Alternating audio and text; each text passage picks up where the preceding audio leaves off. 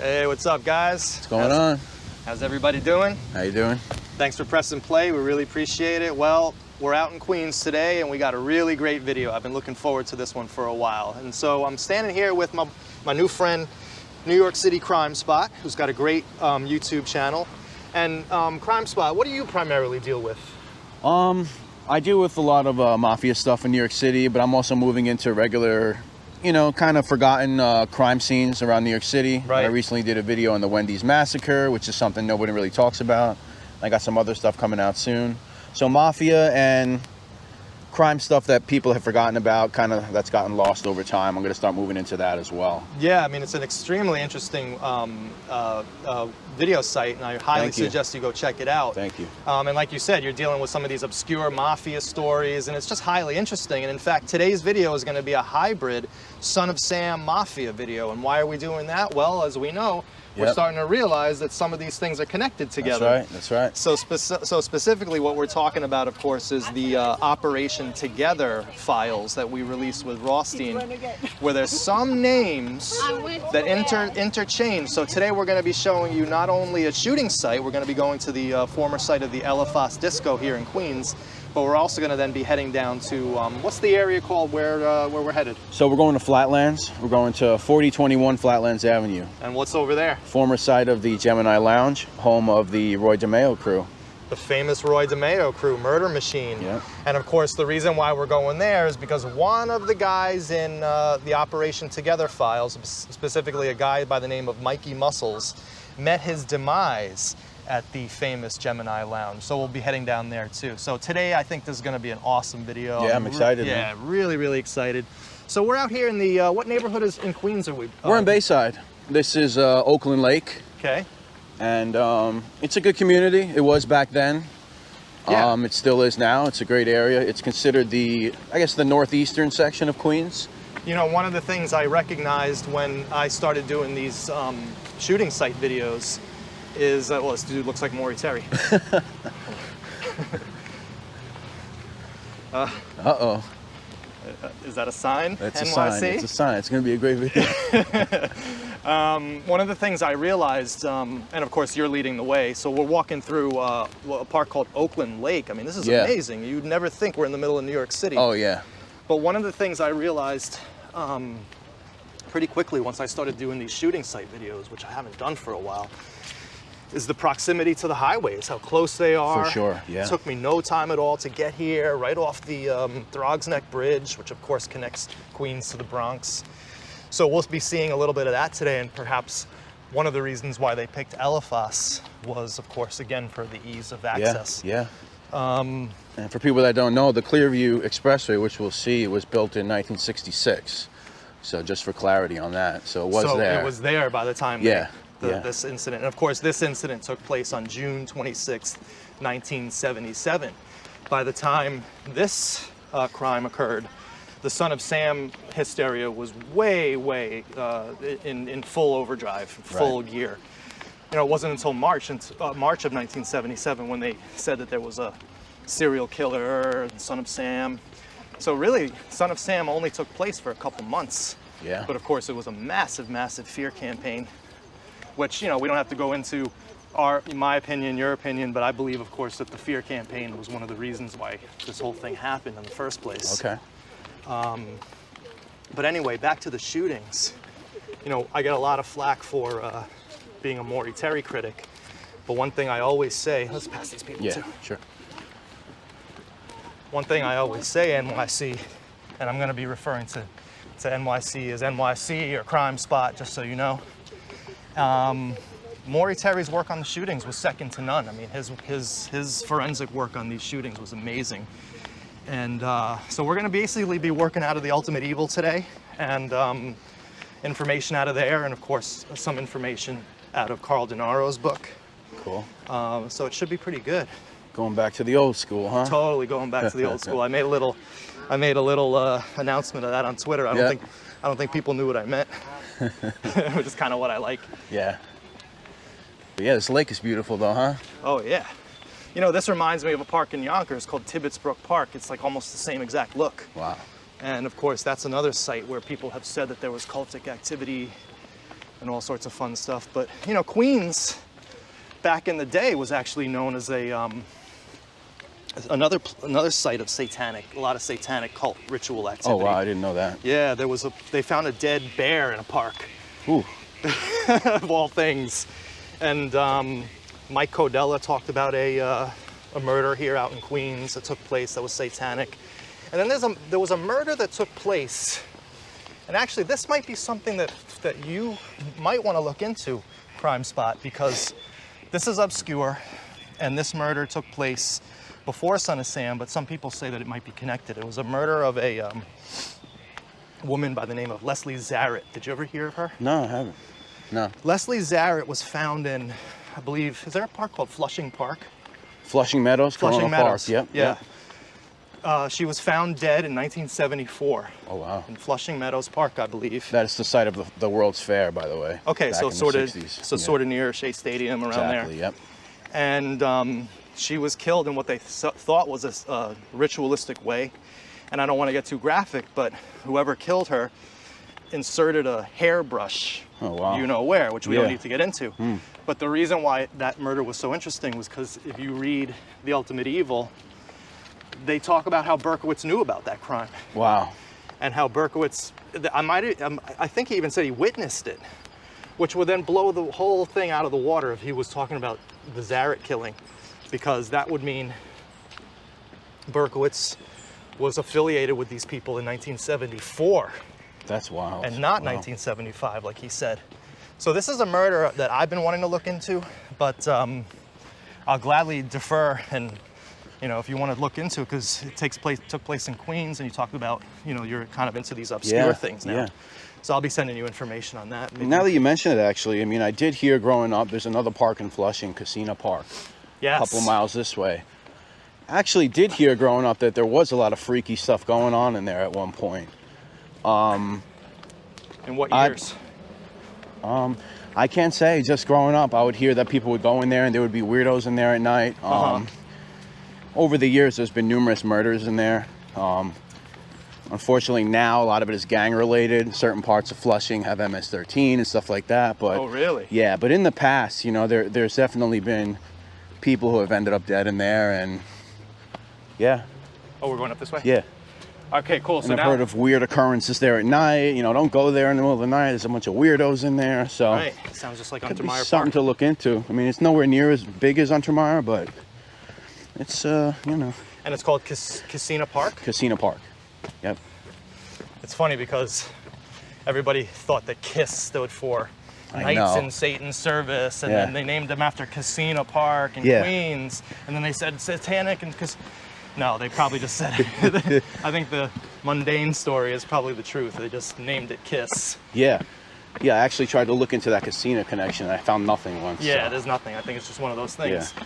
And one of the things that I realized very quickly after starting this video series is you know what? Let's go there's a lot of lunatics out there with a lot of crazy beliefs. And I know it because they're starting to come after me. I'm in the CIA, I'm in Mossad. Oh my God. Me and Jason are Mossad agents. Oh, really? Yeah, Jason's my handler. It's ridiculous. And, but the point is, you can easily see how these stupid, you know, rumors and stories get out.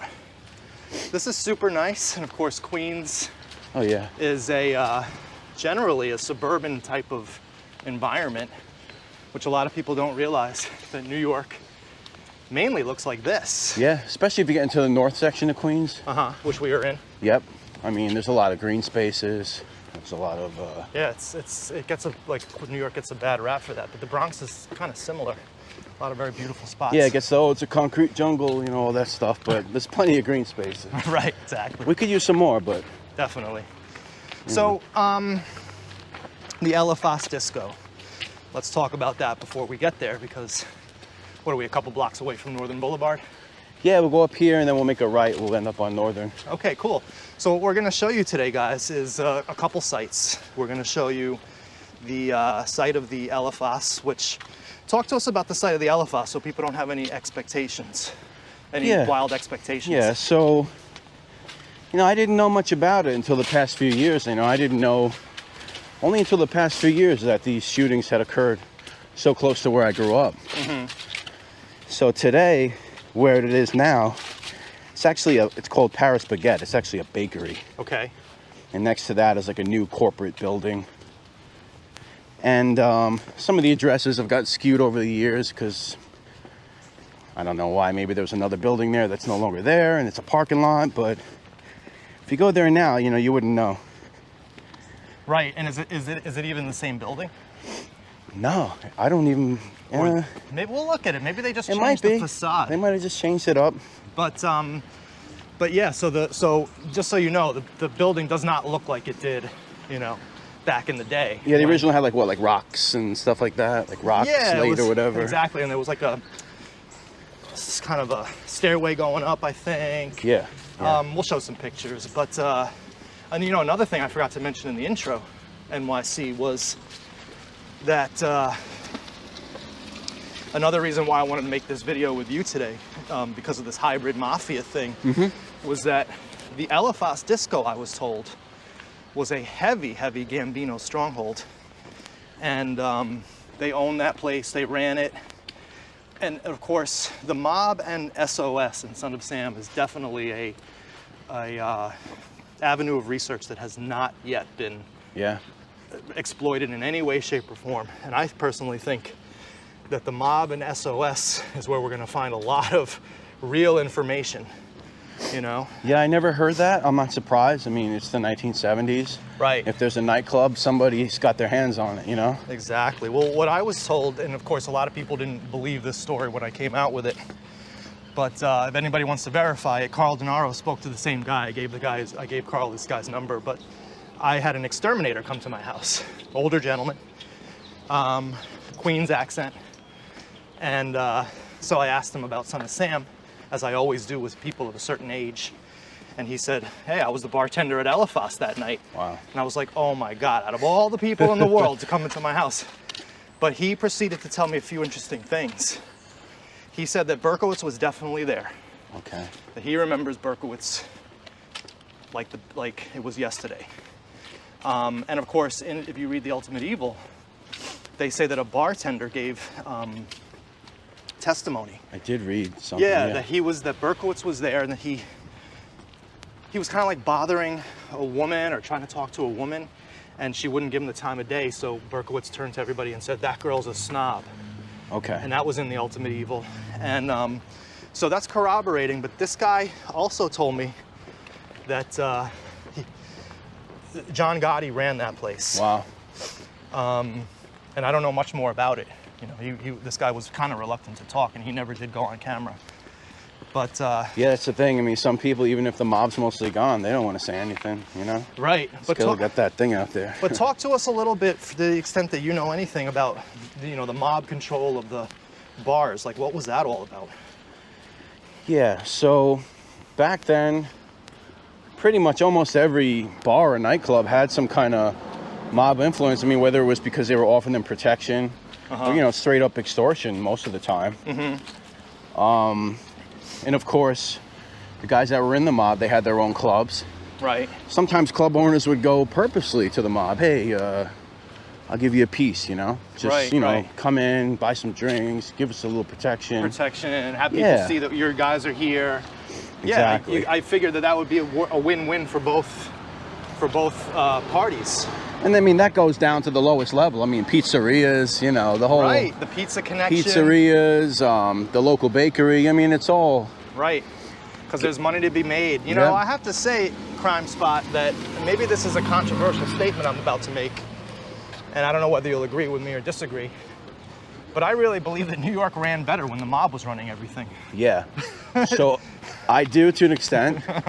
Unfortunately, the crew that we will talk about later in this video, not so much. But yeah, I would say so.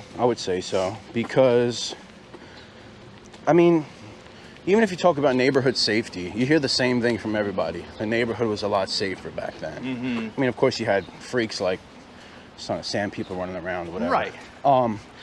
They always say the neighborhood was a lot safer. Business owners had protection. You know, imagine today, I don't want to get political, but imagine today the mob was as strong as it was in the 70s and 80s, and you had all this COVID closing everyone down. You know what I'm saying? I actually don't think it would have happened. I don't think it would have happened either. Yeah. You know? I think that the population back then again, you know, they would just seem like stronger people, having grown up, you know, around quite a few people like that.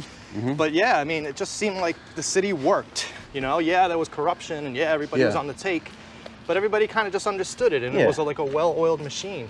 And for the most part, you know, they took out their own. Right.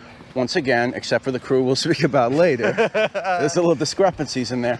But for the most part, you know, they were taking out their own, and that's pretty well known. So the cops didn't really care too much, because they were like, well, F it, another guy, they let them do it to each other. Yeah. But, Go ahead. No, I mean, but, you know, there's downsides. I mean, of course, they had control over the unions, and they had control over all the construction. So, you know, if you weren't going to use their guys, or maybe they put a guy as a foreman, and then the guys on the site were trying to get rid of him, you know. Right. That truck wasn't delivering nothing. Exactly. The trucks were going to dead stop. The Teamsters, your work site was never going to go anywhere until they got what they wanted. Right. So I guess you could see a negative in that, you know. But then again, business got done somehow. Yeah, everything was going nuts, right, in the 70s and 80s? Yeah, I mean, people had money, and, you know, people were living pretty well. Yeah. Especially in neighborhoods like this. So another typical Son of Sam crime neighborhood. Houses instead of apartment buildings. You know, and of course, once you have houses, you have, you know, everybody's kind of minding their own business, and there's not really much of a street life. Yeah. Especially at the time that this crime occurred, which was, I hate to say it. This way? Yeah. But it was 3:30 in the morning when this took place, the famous 33. Yeah. And getting back, of course, to the Eliphas Disco, Maury Terry was really hot on this place as being a place of symbolism. Right. He said that Eliphas referred to Eliphas Levi, who was a big, I don't know, you know, I don't really know much about the occult. Well, he invented the pentagram with the goat head, right? I think so. He's the original drawer of that design. The original drawing of that design, which of course was then borrowed by whoever was drawing it for the Son of Sam crew, and who put it in the letters. So you have the Eliphas Disco, you have the connection to Eliphas Levi, then of course you have the whole taking place at 3:30 in the morning. Right. Which is the only other one that took place that late, as far as I know, was Suriani, but I think Moskowitz was like 2:30 in the morning. So there wasn't anything, I guess there wasn't anything particularly weird about 3:30 other than possibly the occultic significance of it. And now 33, that's like a Mason thing, isn't it? Yeah, it's like a number that you just see wherever they're trying. Yeah, where they're trying to, like, you know, put their little stamp on it. Their little, it's called a steganographic message. Like, we did this, and we did this because we're giving you that number 33 everywhere. And I don't know. Jason got me into it.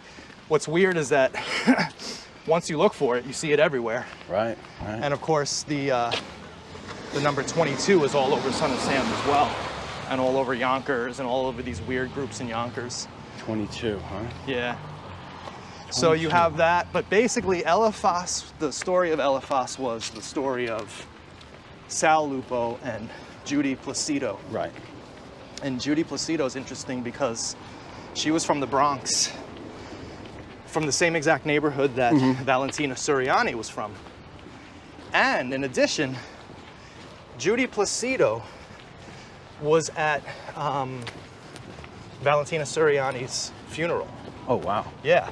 And she also went to the same high school that Valentina Suriani went to.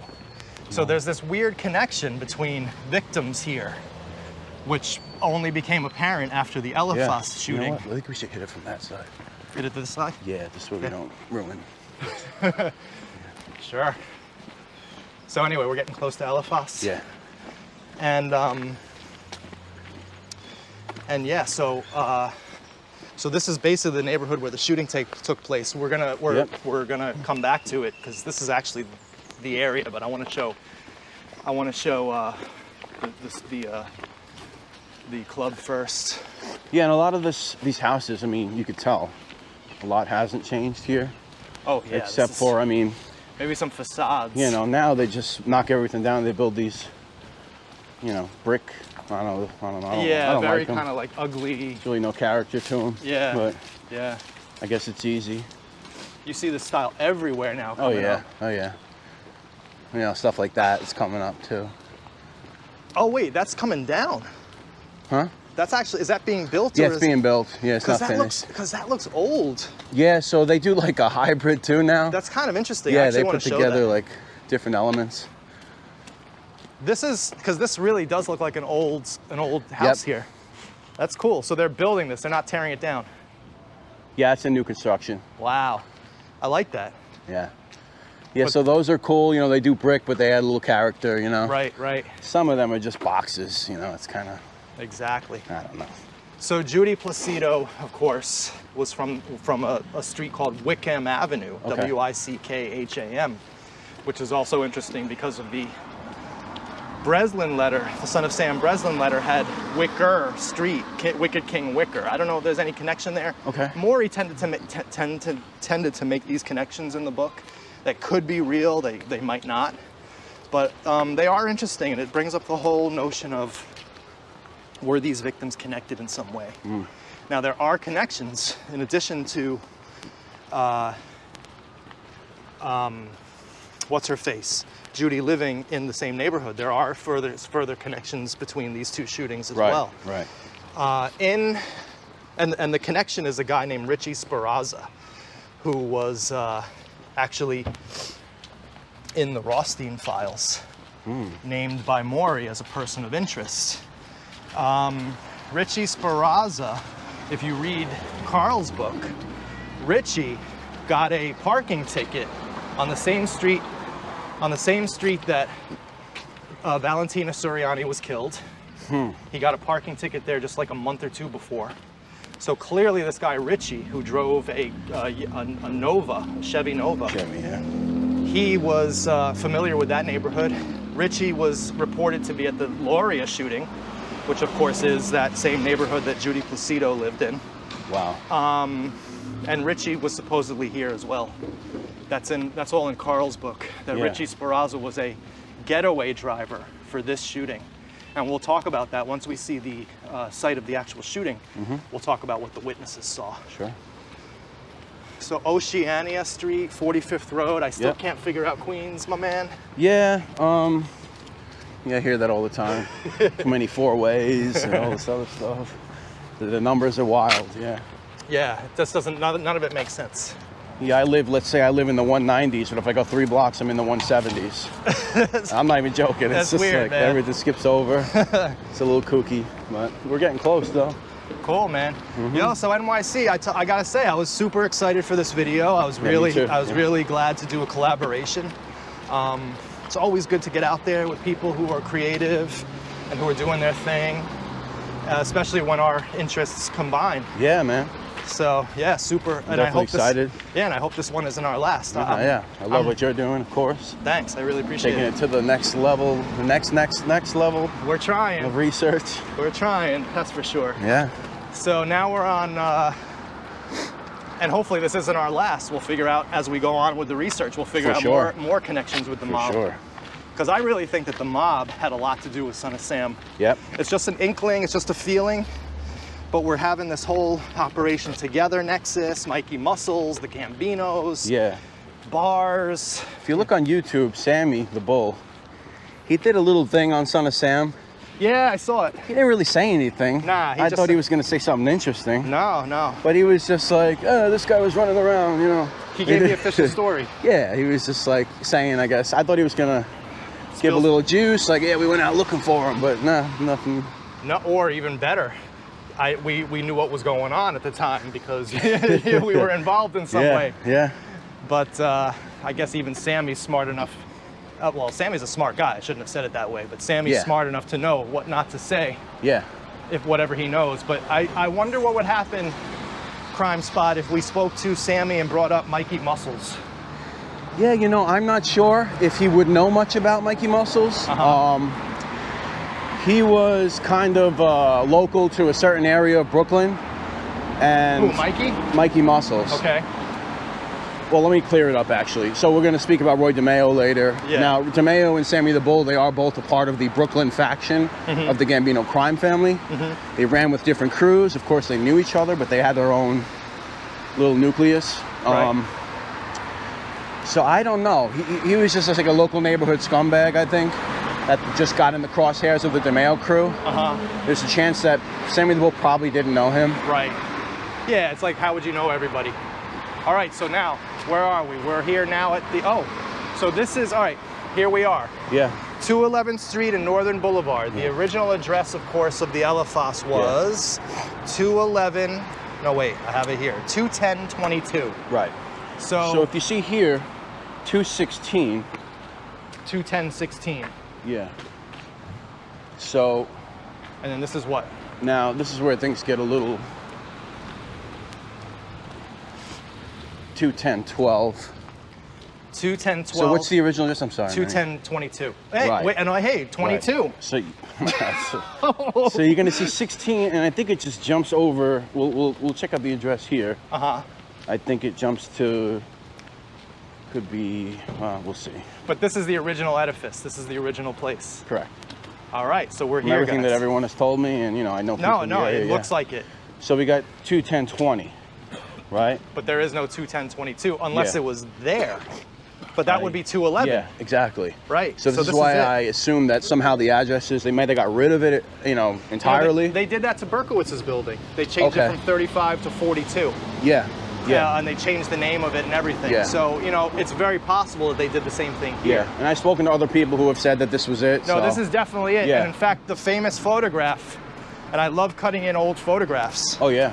Let me just make sure this guy's not moving. The famous photograph was taken right here. Okay. But what you had in the old days, careful. What you had in the old days was an awning that came out on these staircases, which are probably different now, and there was no, wheelchair ramp. Right. It said Eliphas. It was a big thing here. Eliphas. So you think the shell is still somehow under there? It's I think that they took the shell and they just put stucco over it. Yeah. But this is definitely the spot. So I want to give people a really good look at this. Want to go in the parking lot?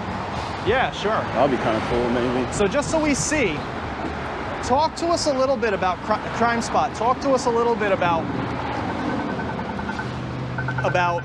this location. Like, why do you think they use this? I mean, my personal belief is just ease. Well, in addition to all the. Oh yeah. I mean, we're gonna see when we go to the site, and if you want, we can walk a couple of blocks. The Clearview Expressway is within eye distance of us. Okay, definitely. You get on that, you're in the Bronx, and. And what happens if you just carry down on Northern Boulevard? If you go to Northern, you could hit the Cross Island. Also, you could take the Throgs Neck from there as well. Right into the you Bronx. could take the Whitestone from there. Or the Throgs Neck. Throgs Neck over there, Clearview, Right. Whitestone, Cross Island. Right. But being that they said they went on 45th Road that way. And they went westbound. Yeah. So they probably took the Clearview. It would make sense. So we'll go there next. But so this is the site of the former Eliphas. I wonder if this parking lot was still here. Let's go to the back. We're here, we might as well show the whole thing. Yeah.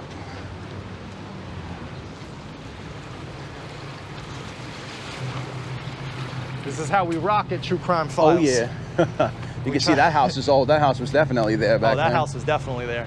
Yeah. So there's really not much to see. See a little in the back. Construction site over here. But we got a construction site here. Future site of a brick box. Yeah, another one of those ugly. But the soil in Queens is great. Very sandy, real easy to grow vegetables in. So it's funny. This looks like an old restaurant. You could tell it was always a club. Yeah. It kind of has that look. Yep. And it's actually a lot smaller than I thought it would be, which I always find interesting when I go out to these shooting sites. It's like what my mind thought and what's the reality. Yeah, I don't know if it was wider. I mean, maybe this was always the parking lot. I can't say. I mean, you probably would know. But. Right. So I just want to make sure every now and then I do bring notes out because I've become such an expert on Untermeyer Park. Yeah. I kind of neglected all these shootings. Excuse me. So Northern Boulevard and 211th Street, guys, is this place. Now, 211th is an important street for this, and let's walk down this. Yes. 211th is an important street for this particular crime, and again, thanks to Maury Terry for doing the forensic work on this. You know, I just want people to understand that I'm not a Maury Terry basher. I'm a I criticize some of his notions, some of his conclusions in the book. But again, his work on the shootings was amazing. So 211th and what? And 45th Road. Yep. Was where the actual car was parked. Now, they don't, Sal Lupo's and Judy Placido was where they were parked. Now, I read somewhere that they borrowed a car from someone that was working in there. Is that true? Yes. Okay. And the bartender who worked there that night told me that Ralph Sacante, the guy who owned the bar, the Cadillac. Good name. Yeah, he was a bouncer at that bar. Sacante, Cadillac, bouncer. I don't know, man. Yeah, you tell me. This is ticking some boxes there. I know the pieces fit. But they didn't actually say where the car was parked. So, I believe that second house in was where the original house was. The original house of what? Where the shooting happened in front. If I'm not mistaken. Well, let me look at my notes while we're here. 4531 or 29. It doesn't exactly say. 211th Street near, it was parked on 211th. Yep. Near the 45th Road intersection. So this is it right here. Just just now it could have been any, well, it was on 211, so that eliminates anything on 45th Road. So here's 211th, just to show the address. Here's 211th and 45th Road. So what do you say, Crime Spot? Right about here? Okay, Manny, so, if you don't mind. So 4539, 211. 4539, 211. 4529. 4533. So let's keep in mind, this is from the Daily News. 4539. They were parked outside the residence of 4539. I'm surprised they weren't parked in front of 4533. Now, what's weird is 4539 would have been right here, and that would have been closer to 45th There you go. Drive. Oh, it said 45th Drive, not 45th Road. Yeah. So it was right here. So it's gone. Yeah, and Okay. I believe it was a yellow house. So this is the house, the former site of the house, and now it's, of course, a construction site. Super cool. So right here, 211th and 45th Drive, right here was here. Now, what happened was, it's like 3:25, 3:28. They're in the car for a couple minutes. They're actually talking about the son of Sam. Oh, man. Okay?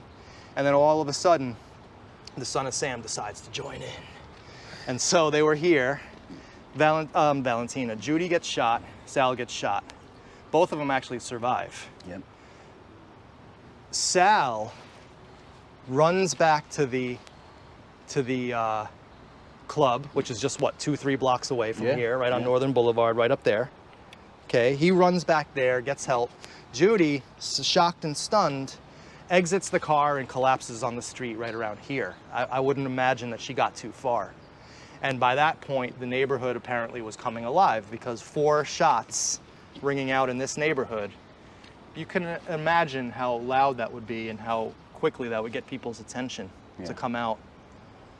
So then what happened was, witnesses started talking. And the one thing that they said was that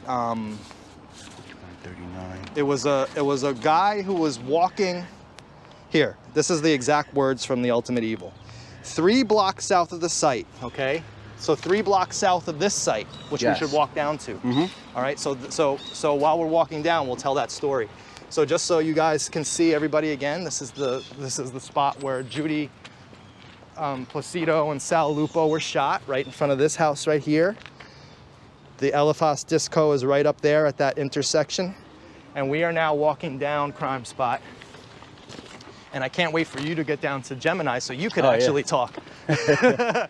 So 45th Street, 45th Drive. Yeah, right behind this is 45th Drive. 45th Drive. Yeah. Okay, so 3 blocks south of the site a witness observed a stocky white male clad in dark clothing running along 211th Street, heading away from the shooting location.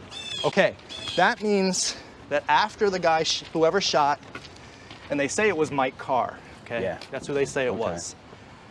Whoever shot then ran this way, the exact way that we're running, and and 3 blocks south is where the witness saw them. So we've already gone, what, 1 block? Yep. All right, so in 2 blocks we'll be in that point. Now, what another witness saw was actually another car. Another witness saw a well-dressed young man with sandy-colored hair and a mustache jump into a yellow or gold Chevy Nova type car and leave the neighborhood with the car lights extinguished. So with the car lights extinguished, what does that tell you? Lights out. Lights out, right? Like you don't want to be, that's suspicious. Yep. So it's a reasonable conclusion that the guy running and the car leaving the neighborhood on the same block, heading in the same direction as the runner, they were affiliated. Okay. I would say that that's a reasonable conclusion to make. And the only conclusion I can make is that the person who was running, who did the shooting, the person in the car was the getaway driver watching the shooter, and they just wanted to meet at an area far away from the shooting before they got into the car, so nobody would see them getting into the car. That's what I'm surmising from all this. So we're about 2 blocks now. So this is where, this area right here is where the person who I'm calling the shooter ran south, and where witnesses saw him running, and where the car was seen leaving the site in the direction. Yeah. So once we get down here, you have that observation about the Clearview Expressway, right? Yes. Okay. If you don't mind, I just want to see something in this article for a second. Absolutely, Crime. I just want to read something here that I saw. So. This is part of it, man. We do our research on the spot. Because I could swear I saw something that didn't make sense. Something in the article, they ran 7 blocks and they turned on 45th Drive. And then, I don't know, maybe I could be wrong. I think a lot of, those initial... Could have been this old Daily News stuff. Yeah, Daily News, like those initial reports, a lot of them are always wrong. But this, you can't go any far. You can't go 7 blocks. That's right. when I was like... This is 3 blocks away. Yeah. This is the area where the sandy-colored guy was seen getting into a car and going into the direction of the shooter. Now, where do you think that they went? I think they went this way. Okay. Yeah. And why? Because that's the Clearview Expressway. You can just... let's get into the street. So what's going to happen here is you're going to hit the Clearview Expressway, but you're going to come to a dead end. Okay. There's no entrance, so you got to make a right. Okay. And then the next entrance is crossing over Northern Boulevard. And 3 in the morning, you're on the Clearview, you're in the Bronx in 10 minutes. True. Literally 10 minutes. And also, if you think about it, this actually, just being here really opens up a lot of possibilities and opens my eyes. It would make sense for them to do all this business down here because it's so much less exposed than Northern Boulevard. Oh, yeah. And getting in a car on Northern Boulevard, you could have been chased easily. For sure. You could have been seen by a lot more people. So what better place to meet after the shooting, which of course implies planning. Uh-huh. Right? Uh-huh. Which then goes against the official narrative that he just went out looking for a person to shoot randomly. Yeah. This makes a hell of a lot of sense, and this is a very eye-opening video for me. So just down there at the end of this, make a right, and you're right on the Clearview, and boom, you have to cross over Northern, but you're right there, and then you're right back in the Bronx. There is some things that bother me about it, Like what? Because, they said that they made a call to the 111 precinct, right? Oh, right. Let's walk back to the car. Saying Bayside is next. Now, this was when? A week before This came out in the newspaper. Okay. Yeah, that, an officer said, I guess a week before, something like that, that they called Bayside's next, right? Well, he even said, this is the son of Sam, Bayside's next. So if you take that into consideration with the notion that they might have followed Judy, so how would they know where Judy was going, number one? So how does that You know what I'm saying? Right. Well, how would they have known that she was coming to Bayside? Right, exactly. So what is that all about? Is that call even real? Did that cop make that up to sex it up a little bit? Exactly. And another thing, let me tell you, another thing that's very weird about this shooting, now that you bring that up, and thank you for reminding me, is that Joe Coffey, the guy who was legendary. like the legendary Joe Coffey, who never can admit that it was anybody but Berkowitz. He can't, right? He related a story, and this is in Carl's book, and I find this extremely weird. He was in this neighborhood, probably right around here. Just after the shooting, he wasn't aware that the shooting had taken place. It was literally right after the radio call hadn't gone out. He stops a guy on these streets carrying a paper bag. Okay? Now, what are you carrying a paper bag at 3:30 in the morning? Yeah. Right? Right after a shooting. Coffey said that he stops the guy. He actually stops the guy. The radio call comes out about the shooting. He lets the guy go and then gets back into his car and heads up to the Eliphas to investigate the shooting. And only later did he realize, oh, that might have been the shooter. I don't know. That's weird. Yeah, I'm familiar with Coffey because obviously all his work with the mob. Right. Stuff like that. Coffey was an interesting character. In what way? You ever seen that photo of Carmine Galante? He got shot in Bushwick. Yeah, with the cigar out of his mouth. So apparently Coffey was the one that stuck it in his mouth. Oh my God. Now that came from, Bo Dietl? Yeah. He said that. How did he know? I guess just from being in law enforcement, he probably knew Coffey. Right. Because when you think about it, if Galante's sitting there having a drink or whatever, they say he always had a cigar in his mouth. Right. If you get blasted, that cigar's coming out of your mouth. Is it going to stay in your mouth? So Yeah. Coffey went up there like a gangster and said, yeah. Because his nickname was the cigar. So he's like, hey, there you go. Right. That actually makes sense. Coffey shoves the cigar in his mouth. And that just shows a monstrous ego that Coffey has, which then, of course, no wonder he couldn't admit that he was possibly wrong on Son of Sam. Mm-hmm. But for him to potentially have a shooter in his clutches, in his actual grasp, and he just lets him go after he gets the radio call about the shooting. Odd. Very odd. Very odd. I think that is there anything left to say about this? You want to go by the 111th? Or that's not. Nah, all right. 111th. People don't need to. It's all right. Yeah. Basically, we were talking about. Might not even be true. So. Yeah. Basically, we were talking about the police precinct where this call that the Son of Sam supposedly gave came in. Now, Maury Terry tried to make a connection before we end this segment and head down to Gemini. Maury Terry tried to make a connection with the Borelli letter, which was left at the Valentina Suriani shooting, which was the shooting right before this one. Okay. And in that shooting, the Son of Sam left a letter which talked about the women of Queens. The women of Queens are the prettiest. Oh, wow. And that's why Leslie Zarat is interesting, because it says Z women of Queens, the letter Z rather than, Zarat. Interesting. Right, so... Now that's a pronoun. Right, yeah. So Maury tried to... say that was a warning, another warning that Eliphas was next, but I don't know, I can't see how you make that connection there, personally. Yeah. I think Maury sometimes reached a little bit. Yeah. So anyway, Crime Spot, I think that we've covered adequately the Eliphas shooting. Anything else to add before we head down to your neck of the woods? No, other than that, this is a quiet neighborhood. It is now. It was back then. Demographics have changed, but right. Still a great area. Still a real nice Still area. A real nice area. I wish I could afford a house here. I cannot. But maybe one day, bro. One day. Anyway, guys, so listen, this isn't the end of this. This is just part 1 of 2. We will see you next. See you soon. At the Gemini. Yep.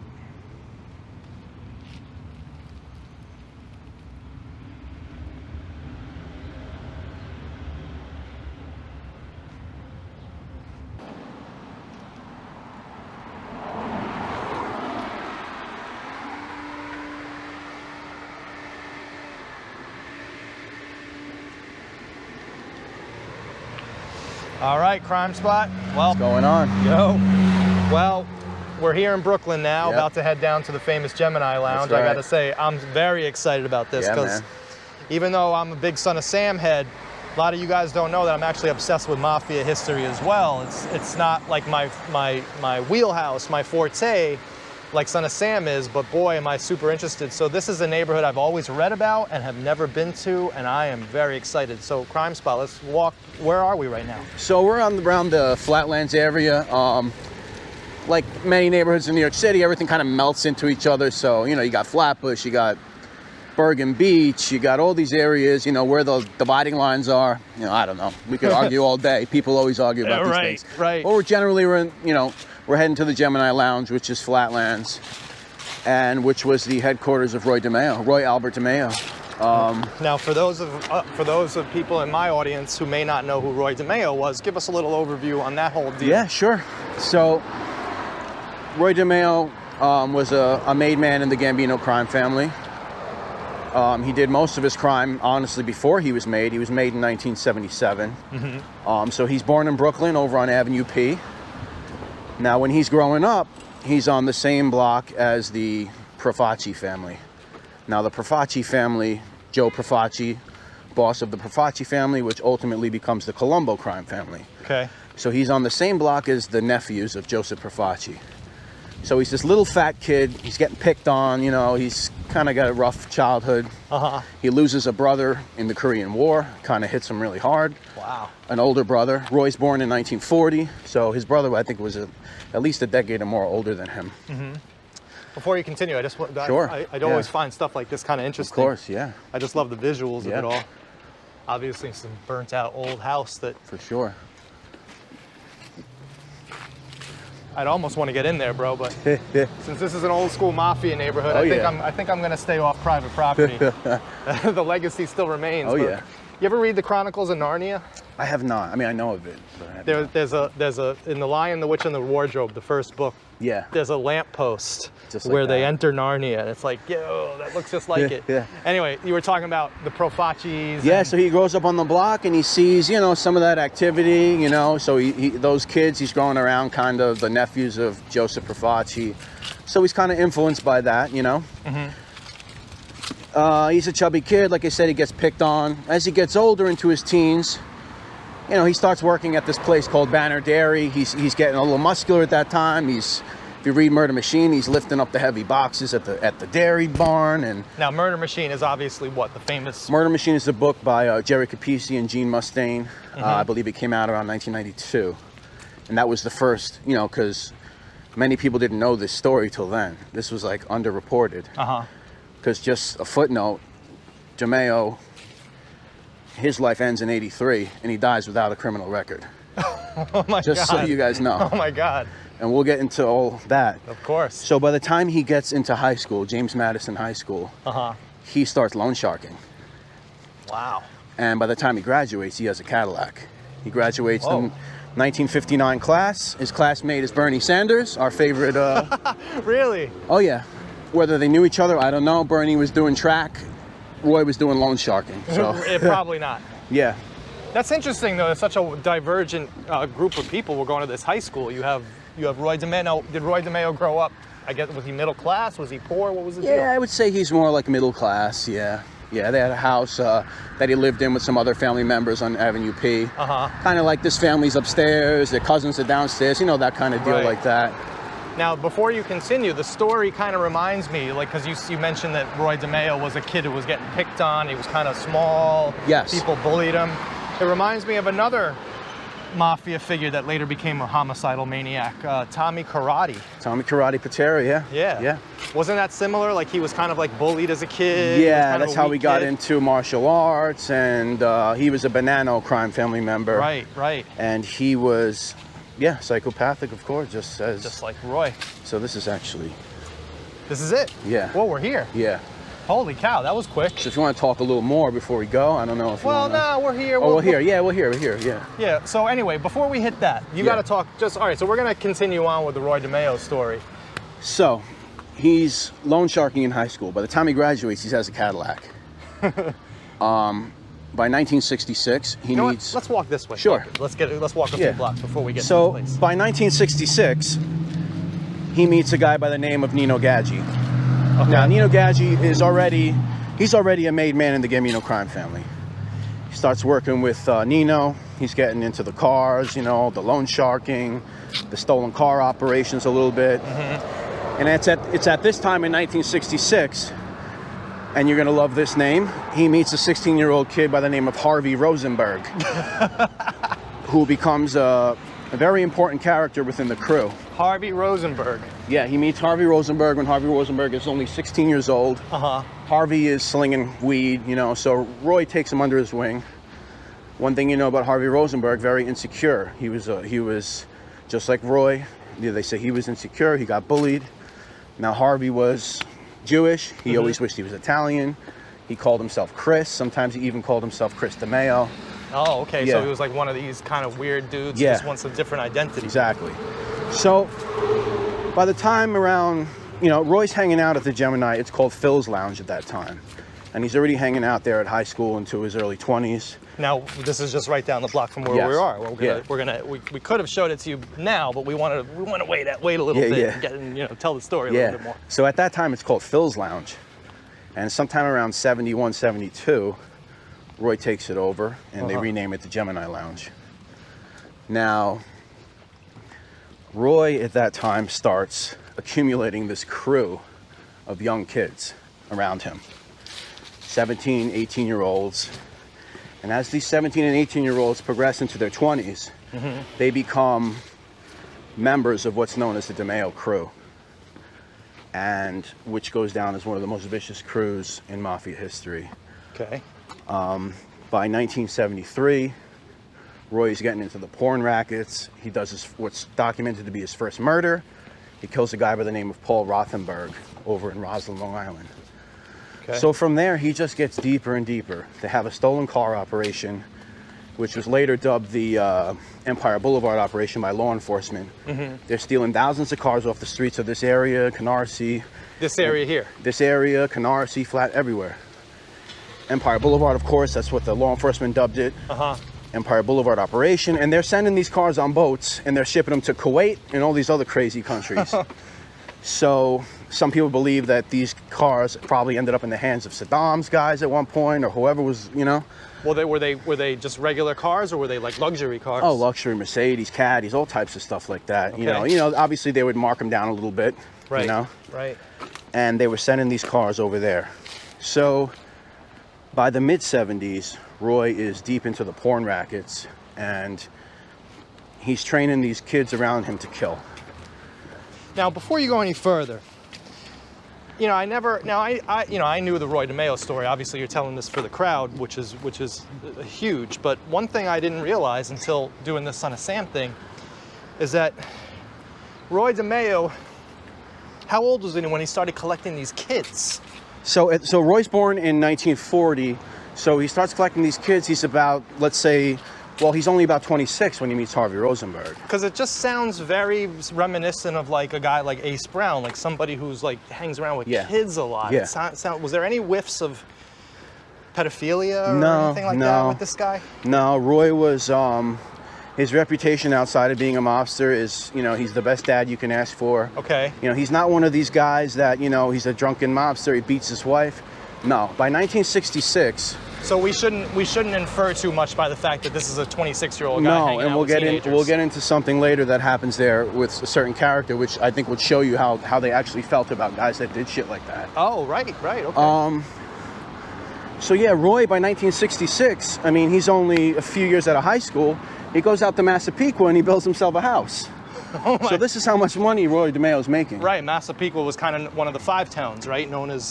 That's all the way out in Long Island. I'm not sure. Is Massapequa a 5 town? No, it's out all the way out in Nassau, like almost at the end, almost near Amityville. Oh, okay, all right. Beautiful area. He builds his first house over there. He's making trips from there. So like I said, he's a family man. He's got a few kids, you know. So like I said, by the early 70s, he's really got this core group of guys, these young kids that are out stealing cars. They're shipping these cars off to Kuwait.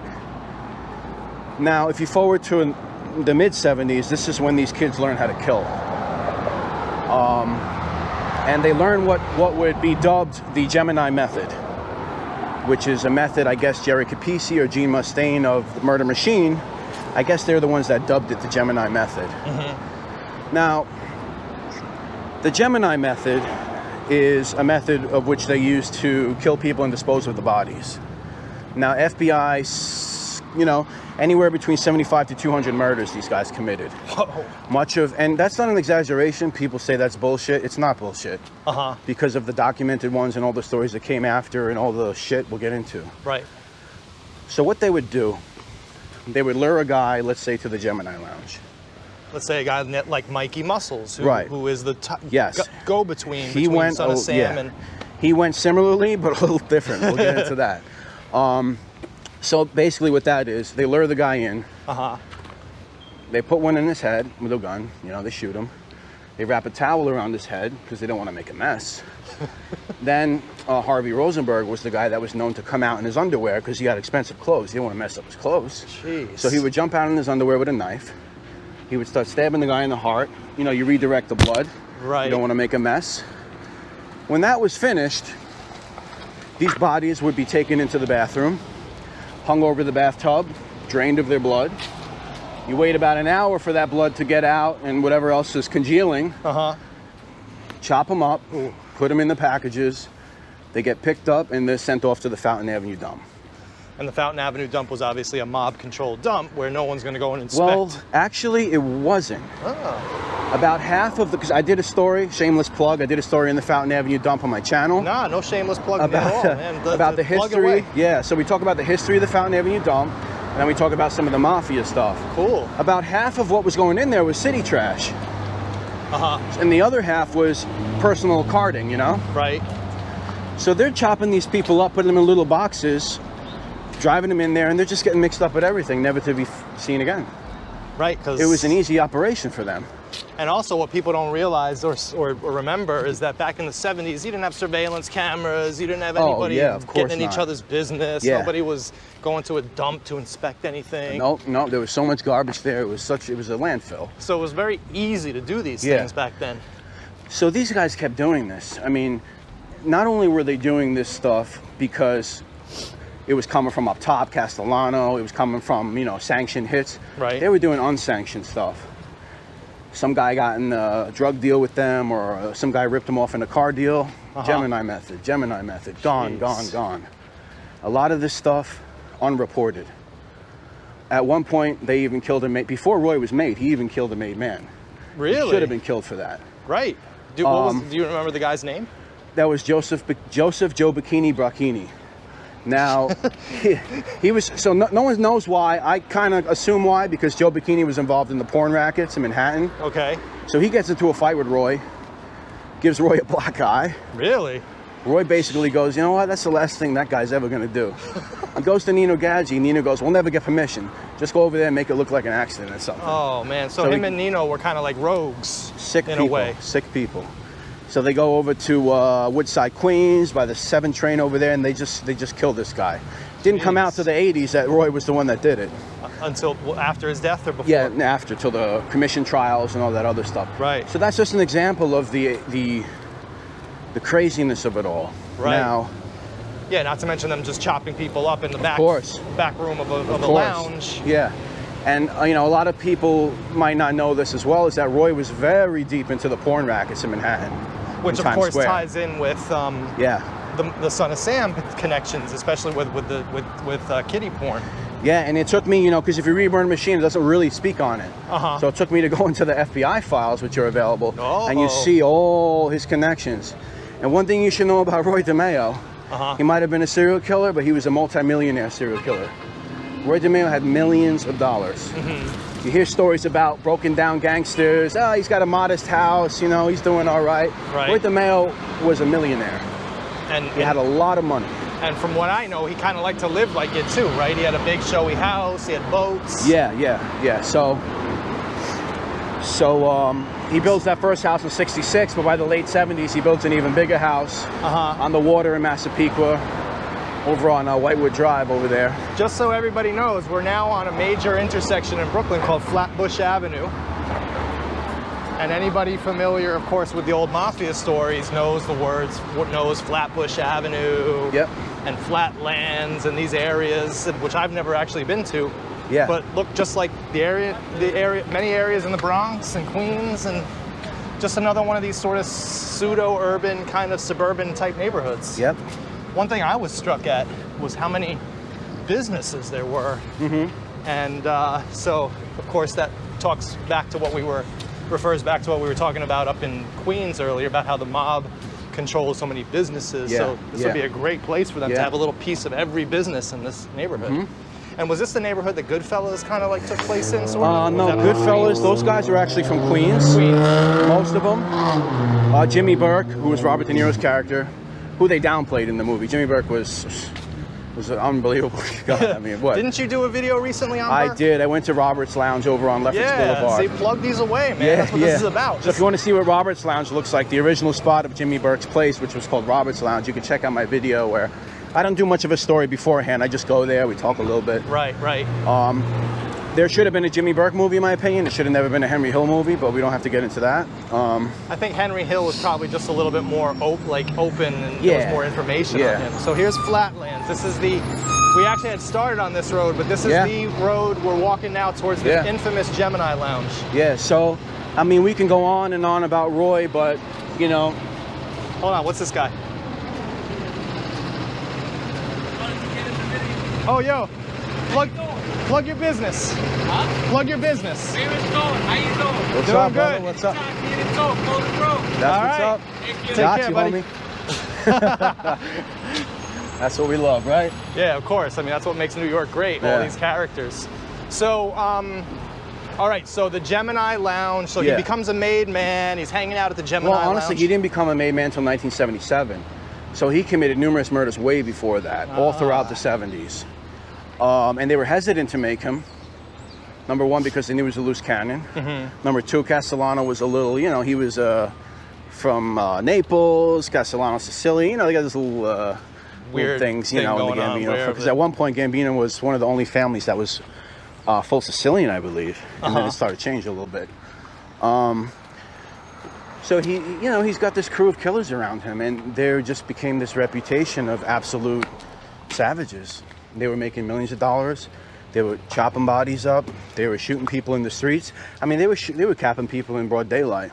Weren't people like John Gotti terrified of? Yeah. So that story comes from Jerry Capisi, Gene Mustaine, when they were researching a Gotti book.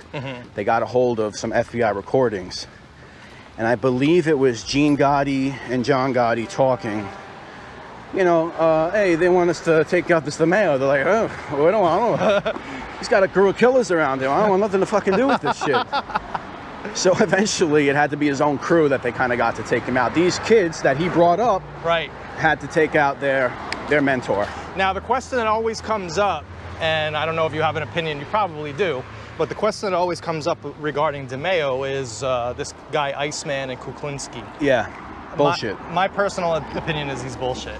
So it's bullshit, and some of that's going to come out soon. But basically, what it was that Kuklinski was kind of involved in the porn stuff, and Roy was just extorting the shit out of him, and was fucking bitching him out. Roy did kick his ass, I think, once. So they actually did know each other. Sparse, yeah, a little bit. Okay. But what Kuklinski decided to do was he tried to like take elements of Roy's life and make it his. That he was like this hitman, and and he even said that he killed Roy Dimeo. Yeah, he did say that. He even said that he killed Hoffa. I mean, the guy was a nutso. That's true. And you know what that is? And I know you could appreciate this. This is just a media lie. Right. It's just a media. It's just a media lie. It's the media, any HBO, and growing up, it was sexy. I loved the Iceman when I was a kid. I loved those interviews. Yeah, me too. They're still great programs, but it's bullshit.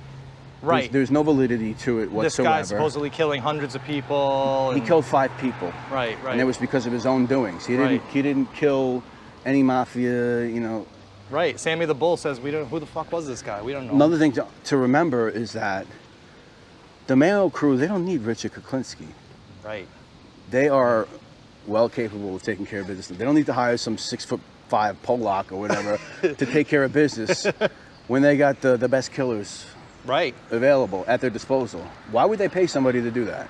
It makes sense. It's just bullshit. I always wondered about him because I've known people like that, people who just tell fantastic story after fantastic story. But one thing that isn't a fantastic story, one thing that's very real, is that Roy Dimeo's crew killed probably almost 200 people. Yep. And a vast majority of them were killed, well, right here, no?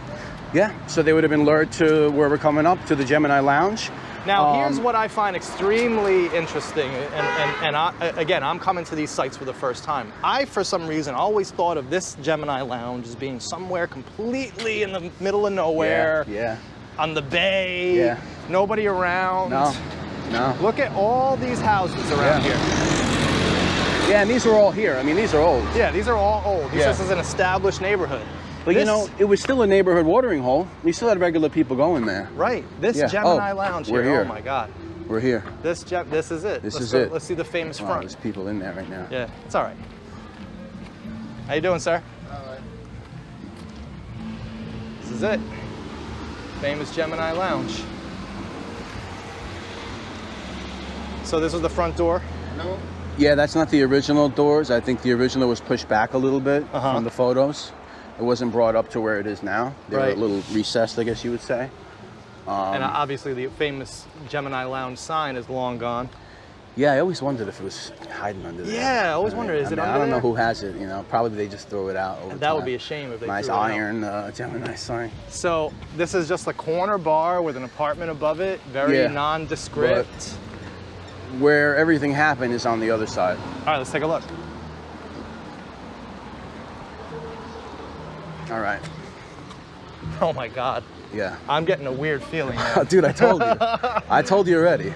Well, every time I've come here, it's almost like goosebumps because you know what happened. I'm getting goosebumps. Seriously, right? Yo, I'm telling you, my fucking, I don't want to get too graphic, but I'm feeling it. You see where this says office here? Yeah. 2084? Yeah. Okay. So this was the apartment. This was the apartment that they used. Now, in the early 70s, a guy by the name of Joseph Guglielmo moves in here. Joseph Guglielmo got the nickname Dracula because he basically was a little creepy. He was pale, he was tall, his clothes were baggy, he was like a Bones. Was he related to any of these characters? Roy's cousin. Roy's cousin. Okay, so Roy's cousin lives here. Now, this is where everything happened. This is where they would lure the people into this apartment here. And this is where the Gemini Lounge would occur. The Gemini Method. Was there a back door to this apartment, or they would come out the front door? From what I know, there was a hallway here, in the middle, inside here, that would have led to this apartment. Oh, so an actual interior hallway to go in, so they wouldn't have even had to go outside. Exactly. And right here would have probably been a dumpster, where. So two of the guys were the Gemini twins. Named after this. They were both about 6 feet. They were both exactly the same age, good looking. So they called them the Gemini twins. What were their real names? Joseph Testa, Anthony Center. Now I just saw a van pass me. It said Testa Electric. That's interesting. Yeah, I thought that was a little There's sign. a big Testa clan. There's other brothers involved. Right. So Anthony Center's uncle had a carting company. He was in on it. They would pick up the stuff here, off to the Fountain Avenue dump.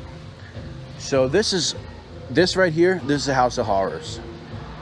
This is a literal existing house of horrors here in Brooklyn that many people would pass by every day, and you don't know. If you know the history, you get the feeling that we have right now. Yeah, you know? I have it. So let's look in the back.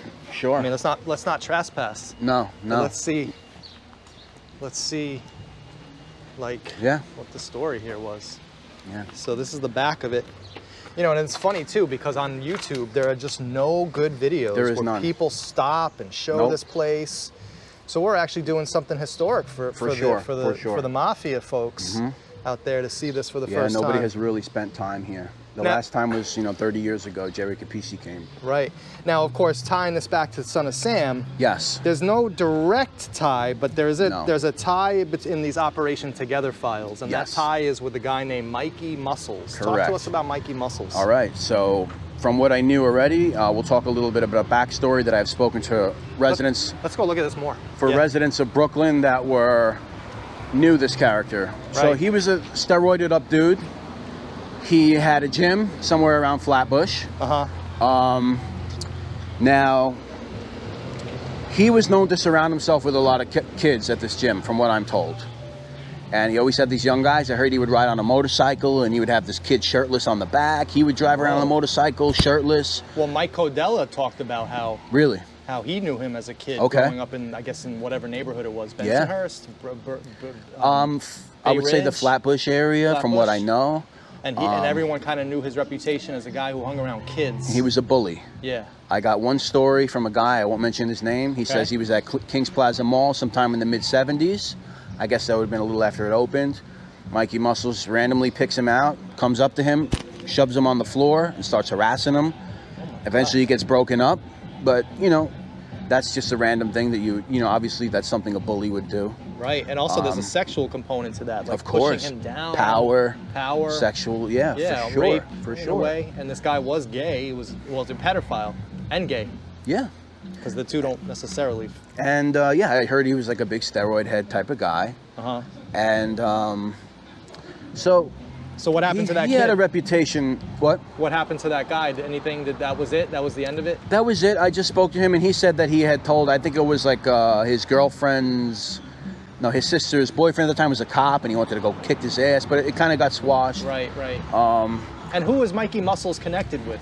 So Mafia-wise? So from what we know, like from Murder Machine or whatever, they say he was like a low level, kind of associated with the Lucchese's in some way. Lucchese's, okay. But I don't know how true that is. He was connected with another crew, which is interesting. We'll talk about. Okay.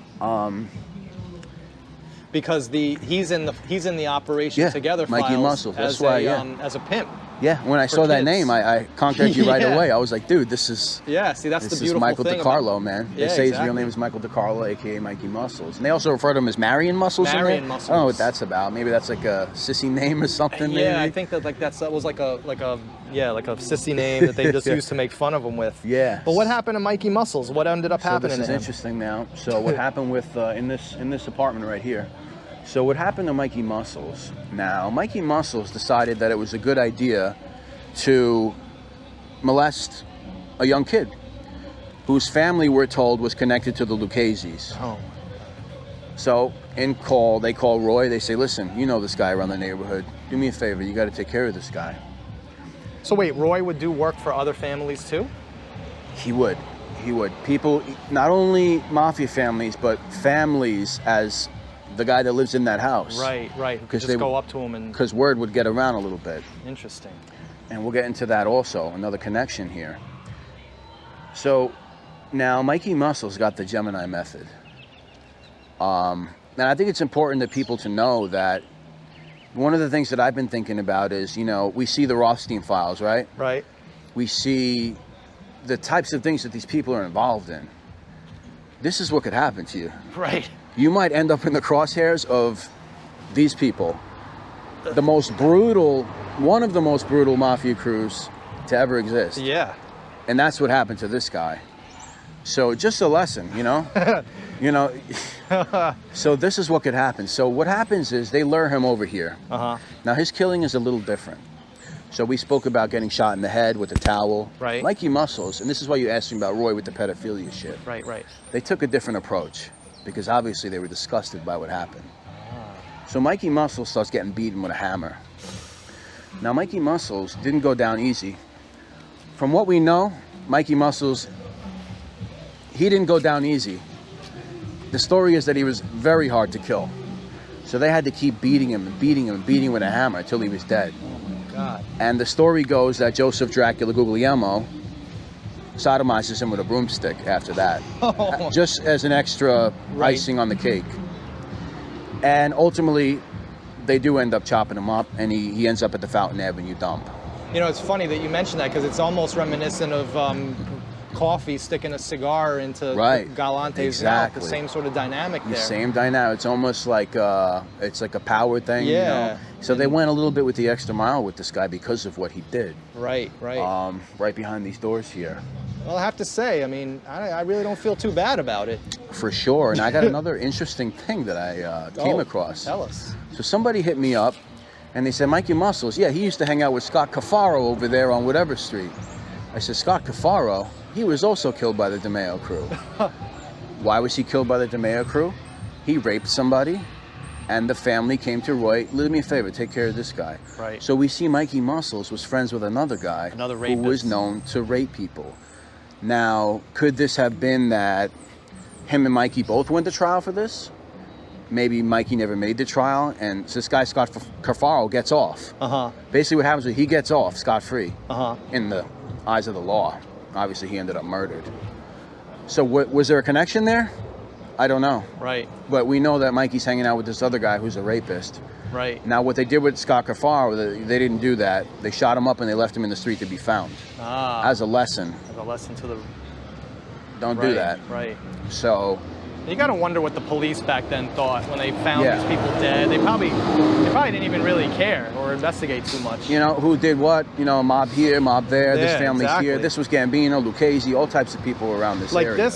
This area back then, this area now seems kind of Jamaican and West Indian. Yeah, West Indian for sure, But back then, this was a mafia stronghold, no? Yeah. But the question I have is why this lounge here in the middle of this neighborhood when Roy Dimeo wasn't from here, he didn't live near here? Well, he was from Brooklyn originally. Okay. You know, he moves to Massapequa in 1966, but he's still coming back here. This is still his home. But this neighborhood? Yeah, okay, around here. Around He started hanging out here in like high school. Ah, okay, I didn't realize. I thought that this was like a different neighborhood. No, it was called Phil's Lounge. Okay. And he knew Phil, and he was hanging out here. And the story goes that Phil might have owned the money or whatever, and he said, you know what, I'm taking over the bar. We're going to call it the Gemini. This is going to be my base. Right. I'm going to loan shark out of here. I'm going to have my boys here. That's awesome. And there's a famous picture. If you look up, it's Roy Dimeo right here coming out.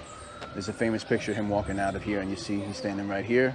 You see the wall and everything. I'll send it to show you. the spot, because I want to cut that picture right in. So where's Roy? Yeah, so Roy is about right over here. And he's got a white beater on. He's like this, smiling. It's right over here. Right here. Famous picture. All right. Yeah. That's awesome. So this was a place where, you know, dozens and dozens of people met their fate, unfortunately. Could have been a couple hundred. Yeah, yeah. Wow.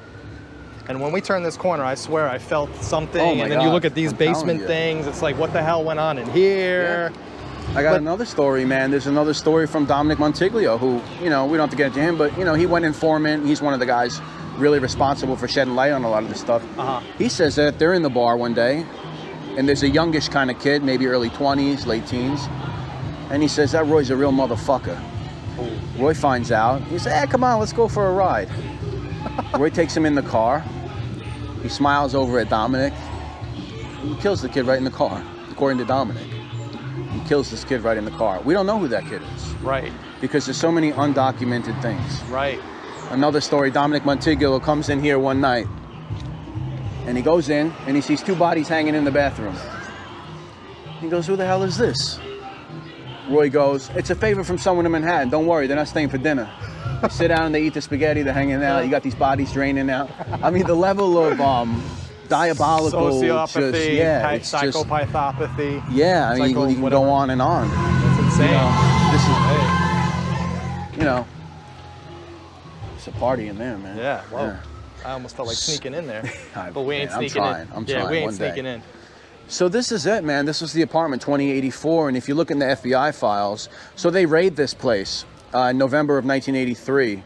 Roy gets killed in January of 1983. By November, they raid this place.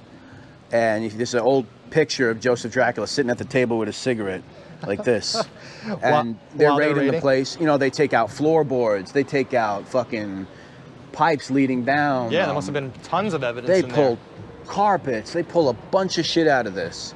I mean, if you guys want to see those files, you know, you can find them easily. FBI, Freedom of Information Act stuff. There's a website called archive.org. You can find them. Yeah, what we'll do is you'll send me those links and we'll put them in the video. And you can read all through the files.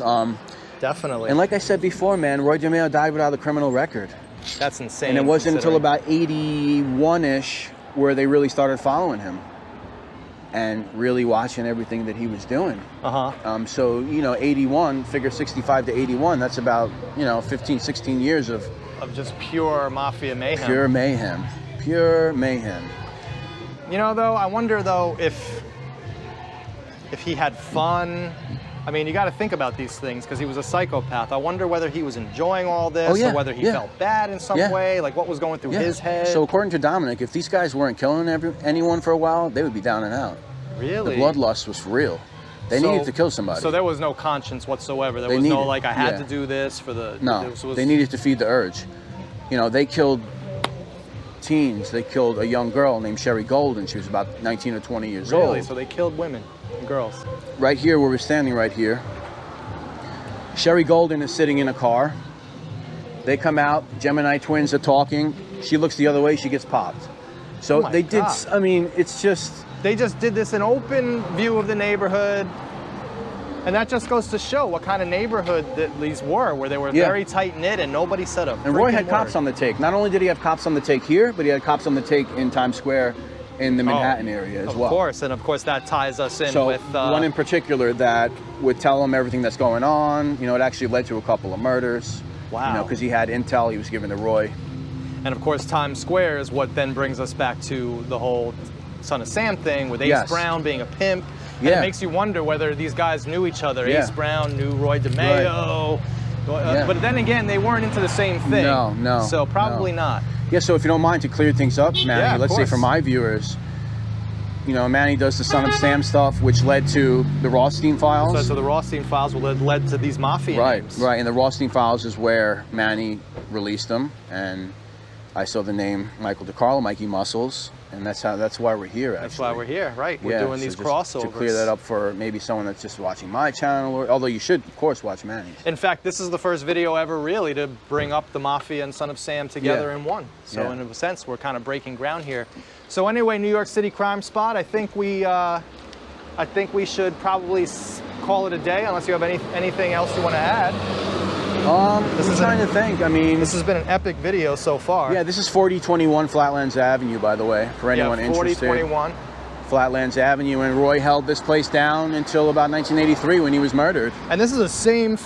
Everything is the same. The same, except for the only awning. thing. If you find a video in the early 90s, Jerry Capisi comes here, and at that time, that brick up there is this color here. So they had painted it at some point. Yeah, but everything else is the same. So this is the famous front. Nothing of has the Gemini changed. Lounge. All right, so that's about it, huh? Yeah, man. I mean, we can go on Roy forever, but I think you guys got the gist of it. Read Murder Machine, you get a little bit more. Yeah, totally. And you find out what happened at 2084 East 41st, I believe.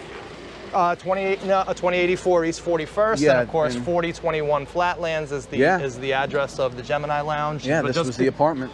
But just be aware, those of you who are sensitive to vibes, that when you turn this corner over there, and you come around here, it gets very, very serious. It's a vibe, as the kids say. That's for sure. All right, guys. Well, New York City Crime Spot, I want to say thank you so much. This was freaking awesome. Thank you so much. I had a great time, man. Yeah, me too. Awesome. This is going to be an epic video. I think it's a good collab. Yo, great collab, and this is just the first of hopefully a few. Yeah, man. I hope so. Anyway, guys, thanks for hanging in there. Thanks for watching. We really appreciate it, and we will see you at the next video. Thanks a lot, guys.